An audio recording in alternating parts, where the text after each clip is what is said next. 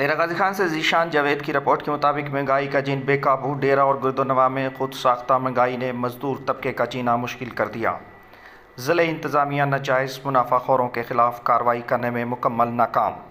ڈیرہ شہر اور گردونواں میں رمضان المبارک مقدس مہینے میں خود ساختہ مہنگائی ناجائز منافع خوروں نے عوام کا جینا مشکل کر دیا۔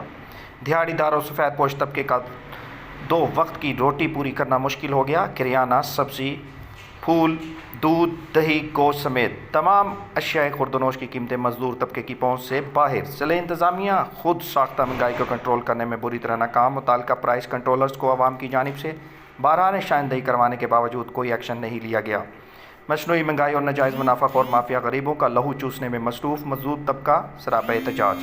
سول سوسائٹی کا کمشنر ڈیرہ غازی خان سے فوری نوٹس لینے کا مطالبہ۔